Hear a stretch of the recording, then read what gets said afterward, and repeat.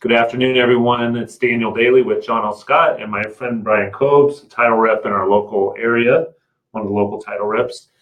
Today, I wanted to talk about something as far as kind of addressing taking listings from a broker standpoint, and then also maybe information that might help buyers that have gone through it or sellers that have gone through a recent divorce. Great. Kind of stumbled through that a little bit, but here's what's going on. When we take a listing, we need to know who the owner of the property is. And so I wanted to talk to Brian and see what his advice was as far as some of the ways we could check to see who the owner is after potentially a recent divorce. I don't think anybody plans on going through a divorce when they get married, and it's not something that we see very often as far as documents. So we may not know exactly who the owner is after a divorce. However, I wanted to get Brian's opinion. So what do you think, Brian? The first place you want to look is your title report. So when you take a preliminary listing, you open title to get that Exhibit A. They send you a copy of the preliminary report. Usually like page 2, it'll tell you who title is vested in. If you start seeing a name you don't recognize, or you see husband and wife, they're still listed as married, this could be a problem for you. Another place you'd want to look at is to get a copy of the divorce decree. In order to do that, you call up your local title company, talk to a title officer, let them know what your concerns are, and they will go in and look at court records and examine that divorce decree and let you know who should be on your listing paperwork, who should be on your purchase and sale.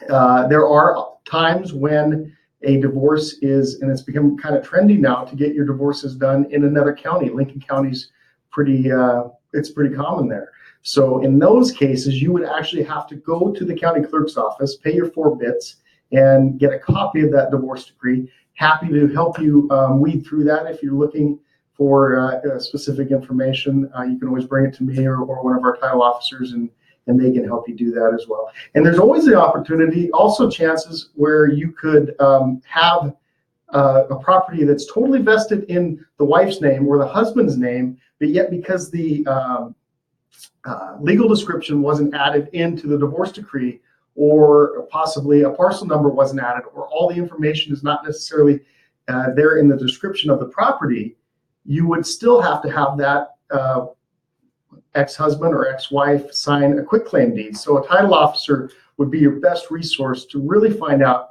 who's going to be involved in this transaction. Thank you. So one of the things that's as a managing broker and as a realtor taking a listing, you don't want to get to closing and find out that there's somebody else that's the owner of the property. There are ways to fix things, and lots of times we get through that, but it's much easier if we find out in the beginning who the actual owners are, who title's recorded with at the county, and just make sure to fix things up front. So hopefully that information is helpful. Brian, I want to say thank you for coming and helping out with this video. All right, we did a good job, eh? Yeah, I think it's okay. All right. One take. Have a great day, you guys. Thanks.